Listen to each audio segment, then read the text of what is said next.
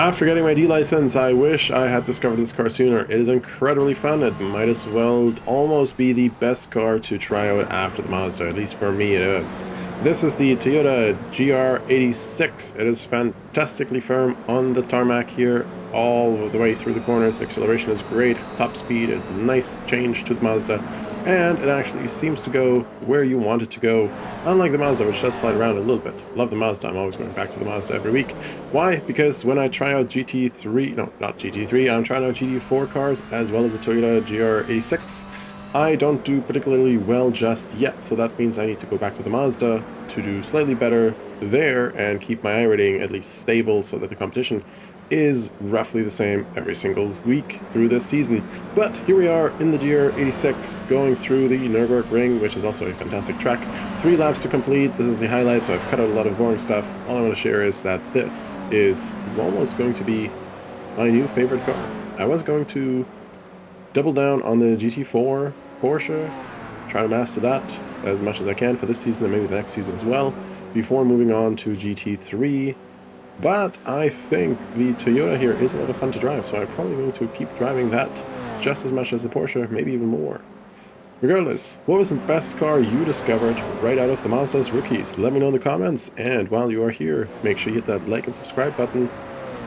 It helps the channel grow, and I would appreciate it. Why do I think it's the best car for me to drive after getting out of the Mazdas and moving on to something else? Well, first of all, it is a lot faster. Second, it seems to be turning where you wanted to turn most of the time, except for this guy here. That was close action to avoid, but lots of fun.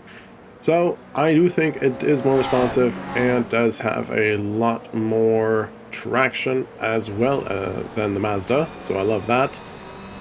The steering seems more intuitive. What do I mean by that? It turns left when you turn the wheel left? Yes, that too. But also, it seems to be being more responsive is what I mean by that. The Mazda seems to slide a lot more, while this car actually seems like it's on tracks almost. Almost. Still have to practice your steering inputs and throttle and brake inputs just as much as on the Mazda, maybe even more.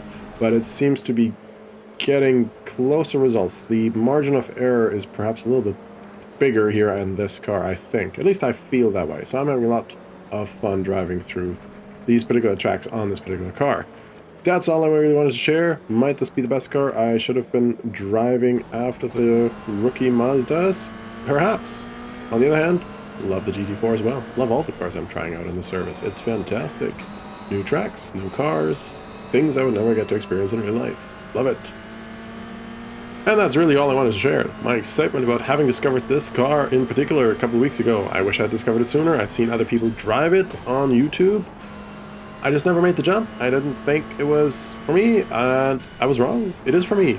It's fantastic. It's great to allow me to develop my skills further, and it's the next step that I'm going to take. That, the GT4, and the Mazda. That's what I'm going to be doing this season, and let's see how that turns out. Very excited about it. Yeah, let me know in the comments, what are you excited about in iRacing this season, and what is the surprising car and or track that you might have discovered that you did not think you would like, but ended up actually liking quite a lot. And thank you very much for watching. Have a great day, everyone. Bye-bye.